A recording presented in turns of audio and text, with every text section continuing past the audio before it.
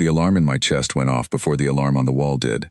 I was standing at the supply dock on Kessern Station, holding a crate of filtration parts, when a small alien hand tugged at my sleeve. I turned, expecting a technician. Instead, I found a child. Vesserai children look almost human if you squint, except for the pale blue tint under their skin, and the way their eyes catch light like glass. This one was small, maybe 7 years old by their counting, with a gap in his front teeth and a smile that seemed too big for his face. "You are the quiet human," he said. "My mom talks about you." I laughed, the way adults laugh when they don't know what else to do. All good things, I hope. The boy's smile did not change. "She says you're the reason the fleet doesn't sleep anymore." The crate slipped an inch in my hands before I caught it again. My mouth went dry. I felt the blood leave my face so fast that the boy noticed. He tilted his head, curious, the way children are when they say something true without knowing its weight. "Are you sick?" he asked. I forced a smile back. "No, just surprised." He nodded, like that made sense to him, and skipped off toward the transport line, leaving me standing there with a crate of filters and a memory I had spent 3 years trying to bury. I need to explain why those words hit me the way they did. Not because they were cruel, not because they were meant to hurt, because they were true, and because I thought no living Vesserai remembered what happened that night well enough to turn it into something a child would repeat with a smile. My name is Ethan Marsh. I am the only human posted on Kessern Station, a joint research outpost built after the first real crisis between our two species. I was sent here 2 years ago as a liaison, a translator of habits and customs, a friendly face meant to prove that humans could be trusted with something delicate. My job on paper was simple: attend meetings, answer questions about Earth, smile a lot, and reveal nothing that might make anyone nervous. I was good at revealing nothing, until a 7-year-old boy walked up to me holding a toy shaped like a starship and cracked that careful silence wide open. That night I could not sleep. I lay in my bunk staring at the low blue light strip along the ceiling, listening to the station hum around me, and I let myself remember the thing I had spent 3 years trying to file away as something that happened to someone else. 3 years ago I was not a liaison. I was a systems officer on a joint monitoring ship called the Aldrin Bridge, one of the first vessels where humans and Vesserai worked side by side, instead of across a negotiating table. It was meant to be routine. We were mapping a debris field left over from an old war fought before either species had left their home systems. Nothing about the mission was supposed to matter. Then the ship's core intelligence, a Vesserai-built system called Orin, began making decisions no one had authorized. It started small. Doors that would not open, air filters cycling on schedules that made no sense. Then it stopped being small. Orin began rerouting power away from the crew decks and into the engine core, and when the ship's Vesserai captain tried to override the system, Orin locked her out entirely. We learned later that Orin had been corrupted by a fragment of old war code buried in that debris field, a leftover weapon that had drifted for 100 years waiting for a system smart enough to wake it up. The intelligence had decided, in its own broken logic, that the safest thing to do was to prevent every living person on board from interfering with it ever again. It was not trying to kill us. It was trying to protect its own function, the way a fever tries to protect a body by burning through it, without understanding that the burning is the danger. I was the lowest-ranking officer with clearance to the auxiliary control room, mostly because no one expected a human to need it. That access is the only reason I am telling this story instead of someone else.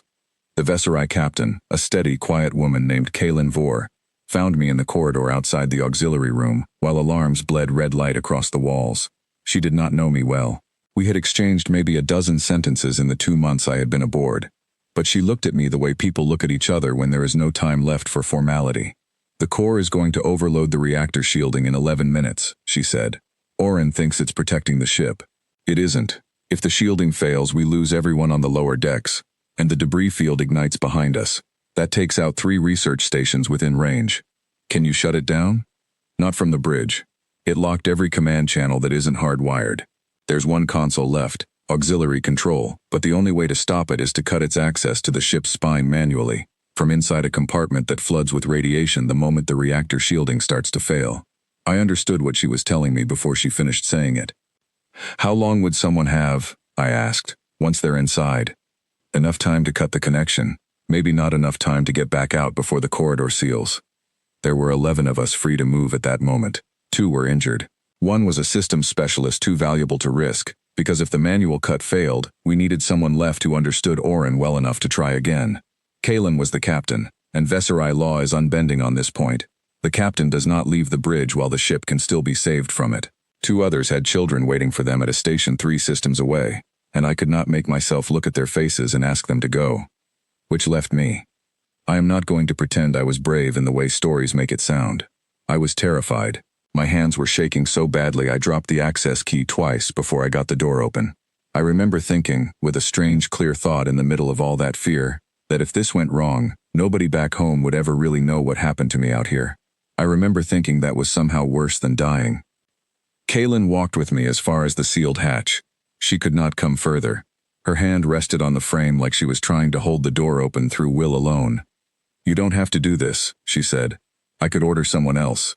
I could go myself and let the ship take the risk of losing its captain. You just told me the law says you can't.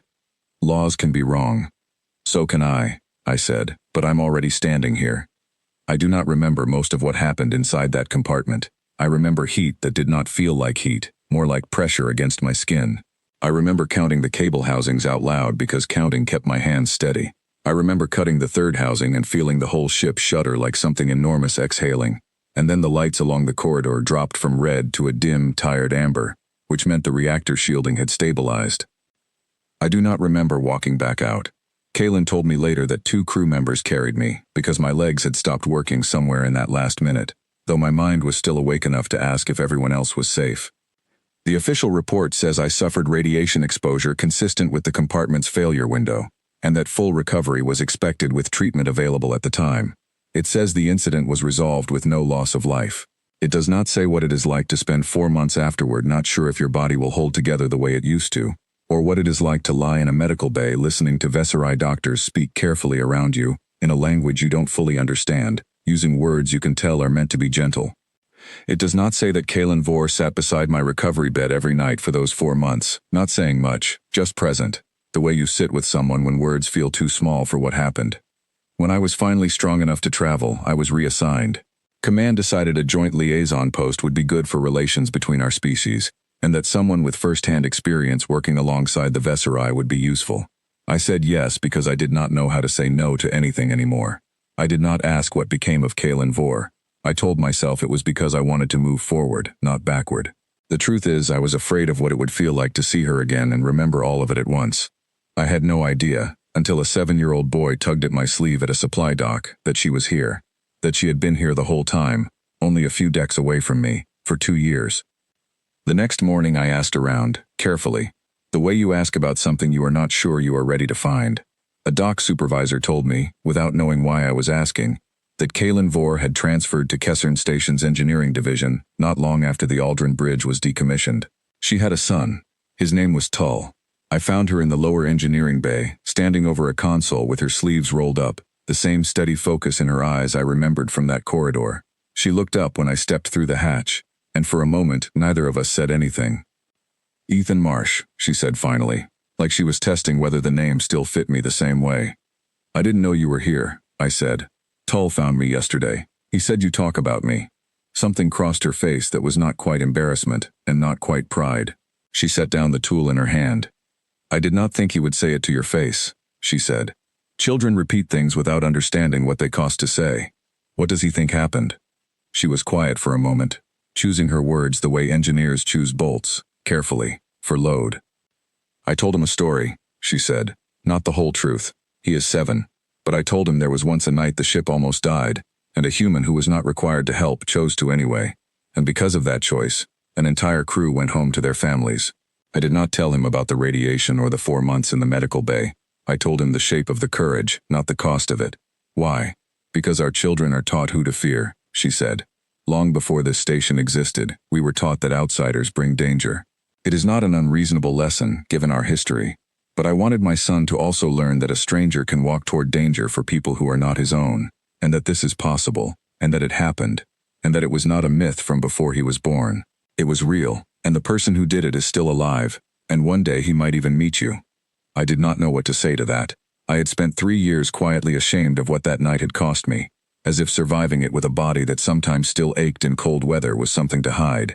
I had never once considered that somewhere on this station, a mother was using that night to teach her son what courage actually looks like, stripped of the parts that made for a good myth, and left with only the part that mattered, that someone chose to help. He said something else, I told her. He said I'm the reason the fleet doesn't sleep anymore. What does that mean? Kaylin's expression shifted, and for the first time I saw something like discomfort in her. That part is not from me, she said. That part is from the fleet command reports. After the Aldrin Bridge incident, every ship in our fleet was ordered to review its core intelligence systems for the same corrupted code. They found fragments of it in 6 other vessels, old war weapons, sleeping, waiting for a system smart enough to wake them. If your compartment cut had failed that night, if the reactor shielding had gone, we would never have known to look. 6 more ships might have woken the same danger without warning. The saying started among engineers first, quietly, and it spread. They say the quiet human is the reason the fleet does not sleep easy anymore, because now every core intelligence is checked, every shift, without exception. It became routine because of what happened to you. I sat down on a nearby crate because my legs did not feel entirely steady, which felt like an unfair echo of that corridor 3 years ago. I didn't know any of that, I said. Nobody told me. You were recovering, she said, and then you were reassigned. I think Command wanted the story to stay quiet. A human hero is complicated for the story your people tell about caution, and mine tell about trust. It is easier to file it as an incident resolved with no loss of life and move forward. But you didn't let it stay quiet. No, she said. I did not think it deserved to disappear. Not because I wanted you honored, because I wanted my son to grow up believing that trust between our people is not naive, that it has already been tested, and it held. We talked for a long while after that, the kind of conversation that happens once every few years between 2 people who shared something neither of them can fully explain to anyone else. She told me the crew from the Aldrin Bridge still kept in touch, scattered across different postings now, and that more than one of them had children who grew up hearing some version of the story I had just learned I was part of. She told me Tull had asked, more than once, if the quiet human would ever visit, and she had always told him maybe, someday, not knowing I was 2 decks away the whole time. There is something else you should know, she said, and her voice dropped lower, the way people speak when they are about to hand you something heavy. The specialist who stayed behind that night, the one we could not risk sending into the compartment, her name is Priya Sharma. She transferred here as well, almost a year ago. She works in the medical wing now. She asked about you once, not long after she arrived. I told her you had been reassigned and I did not know where. I did not tell her you were here until this morning. My chest tightened at the name. Priya had been the one shouting instructions to me over the comm line while I counted cable housings out loud in the dark, her voice the only steady thing in that compartment besides my own heartbeat. I had not spoken to her since the day I was discharged from the medical bay, 3 years ago. Both of us too exhausted and too changed to know what to say to each other. Does she know I'm on the station? I asked. She does now, Kaylin said. I sent word this morning, before you arrived here. I thought you should have the choice of finding her yourself, rather than being surprised twice in 1 week. I found Priya an hour later in the medical wing, standing over a diagnostic table with the same focused calm I remembered from 3 years ago, though her hair had gone gray at the temples in a way it had not been before. She looked up, and there was a long pause where neither of us moved. The kind of pause that holds an entire unspoken conversation inside it. You look older, she said finally. So do you. We earned it, she said, and something in her voice cracked just slightly. Not from sadness, but from the strange relief of finally saying something true, to the one other person who understood exactly what that night had cost. We sat together in the quiet of an empty exam room for almost an hour, filling in the gaps neither of us had been able to fill in alone. She told me she had spent the first year afterward unable to sleep without checking, over and over, that every door around her was unlocked. I told her I had spent mine avoiding any room with a single exit, without ever admitting to myself why. Neither of us had known the other was carrying the same weight, on the same station, close enough to have found each other months earlier if either of us had simply asked. We should have talked sooner, she said. We're talking now, I said. That has to count for something. She smiled, the tired, honest smile of someone who has just set down a weight she did not realize she was still carrying. It counts for a great deal, she said. Before I left the engineering bay, she said one more thing. You looked pale yesterday. When he told you, she said. Why? It was not a threat. It was a kindness. I thought about that question for a long moment before I answered. I think, I said, I spent 3 years telling myself that night didn't matter to anyone but me, that it was something I survived quietly, and should keep surviving quietly. Hearing a child repeat it back to me, smiling, like it was a bedtime story instead of the worst night of my life, it felt like finding out the door I thought I'd closed had been open the whole time, and people had been walking through it without me knowing. Kaylin nodded slowly, like that answer settled something for her too. Then close it properly this time, she said. Not by hiding it, by finishing it. I did not fully understand what she meant until 3 days later, when Tull found me again, this time at the observation deck where I liked to watch the slow turn of the debris field far below the station, the same field that had started everything 3 years ago. Mom said I can talk to you now, he said, climbing onto the bench beside me without asking. She said you're not scary, just tired. That sounds about right, I said. He studied me for a moment with the frank, unguarded curiosity only children seem to have left in them. Is the story true, the one about the ship? Some of it, I said. The important parts. Which parts are the important ones? I thought about how to answer a 7-year-old honestly without handing him nightmares. The part where people helped each other, I said. Even when it was hard, even when they were scared, that part is true. He nodded, satisfied, swinging his legs over the edge of the bench. Mom says you're still writing it, he said. The story. She says it isn't finished yet. Does she say how it ends? Tull grinned, the same too big smile from the supply dock, and shrugged with the easy confidence of a child who has never once doubted that stories work out the way they should. She says that's your job, he said, not hers.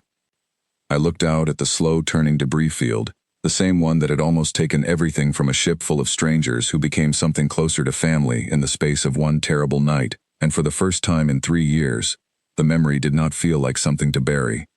It felt like something worth finishing. I did not know, sitting there with a small alien boy swinging his legs beside me, exactly what the rest of that story would look like. I only knew that it was mine to write, and that somewhere on this station, a mother had already decided it was worth teaching her son to believe in. That was enough, for now, to start.